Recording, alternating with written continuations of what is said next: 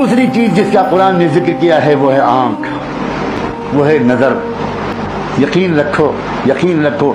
شیطان کے زبردست تیروں میں سے ایک تیر ہے ہماری تمہاری نگاہ۔ جس نوجوان نے اس راز کو سمجھ لیا، اگر اسے دنیا میں کچھ بننا ہے، اگر اس کو زمانے کی خرابیوں اور ماحول کی خرابیوں سے اپنے آپ کو بچانا ہے، تو کان کے بعد آنکھ کو بچا کر رکھنا ہے۔ بہت بڑا امتحان ہے نوجوانوں، چیلنج ہے، بڑا چیلنج ہے۔ شیطان اس بات کا ایک عجیب سما باندھتا ہے، حسن کو بے نقاب کر کے باہر نکالتا ہے، لڑکیوں اور عورتوں کو باہر نکالتا ہے، تعلیم کے نام پر، ایجوکیشن کے نام پر، جاب کے نام پر، سروس کے نام پر، مارکیٹنگ کے نام پر، تفریح کے نام پر، گھومنے پھرنے کے نام پر، نہ جانے کن کن عنوانوں پر لڑکیوں اور عورتوں کو بے نقاب اور بے پردہ کر کے باہر نکالتا ہے، اور مردوں کو بے چین کرتا ہے کہ وہ دیکھیں، مردوں کو بے قرار کرتا ہے کہ وہ دیکھیں۔ اور یہ دونوں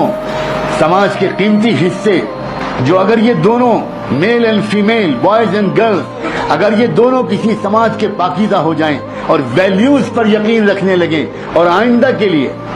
اس بات کا تہیہ کر لیں کہ نہ صرف یہ کہ مجھے اپنے آپ کو بچانا ہے، اپنی فیملی کو بھی بچانا ہے، اور جہاں تک ہو سکے اپنے رشتہ داروں، اپنے قریبی لوگوں، اپنے نیئر اینڈ ڈیئر ونس، اور یہاں تک کہ اپنے پورے علاقے کے اندر ایک پاکیزہ تہذیب کو پھیلانا ہے،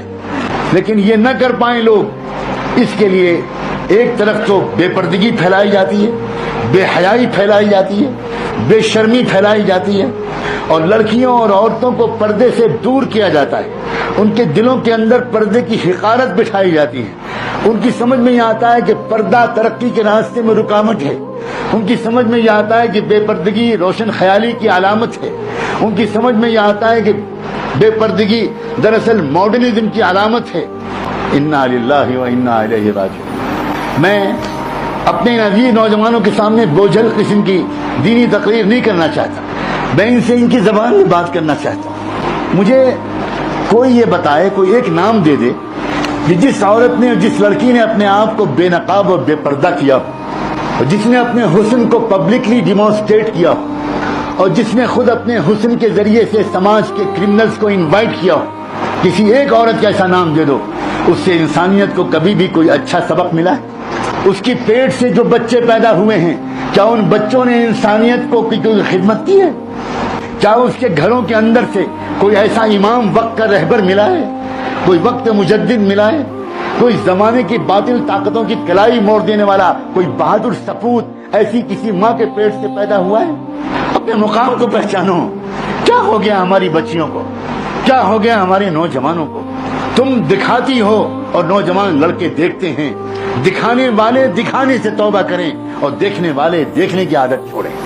جب سماج پاک بن پائے گا، جب سماج پاک بن پائے گا، معاشرہ پاک نہیں بن سکتا اس مغربی تہذیب کے جیتے جی جو ہمارے گھروں میں گھس گئی ہے۔ اللہ کرے، اللہ کرے، اللہ کرے میرے عزیز نوجوانوں کو تمہارے پیشانیوں سے ایمان کا نور جھلکتا، تمہارے اندر جذبات نظر آتے ہیں کہ تم چاہتے ہو کہ نیک بنو، تم چاہتے ہو کہ تم کسی طرح ان برائیوں سے اپنے آپ کو بچاؤ،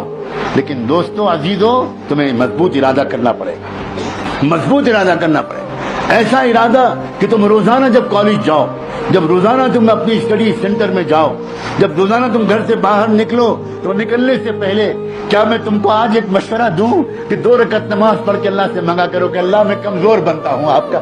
اللہ میں آپ کا کمزور بنتا ہوں، باہر شیطان کے جال پڑے ہوئے ہیں، اب باہر بہت مصیبت ہے، اللہ میں کیسے اپنی نظر کو بچاؤں؟ اگر نہیں پڑھتا تو مشکل، اور کالج جاتا ہوں تو مشکل، میرے اللہ تو مجھے بچا لے۔ 2 رکعت نماز پڑھ کے دعا کر کے جاؤ، درود شریف پڑھ کے جاؤ، اللہ کے رسول کے وسیلے سے دعا مانگ کر جاؤ، اور پھر دیکھنا تم کالج میں جاؤ گے، 12 گھنٹے کالج میں گزارو گے، 8 گھنٹے گزارو گے، ایک بار بھی بد نظری کا گناہ نہیں ہوگا، ایک بار بد نظری کا گناہ نہیں ہوگا۔ اپنی آنکھوں کو کنٹرول کرو۔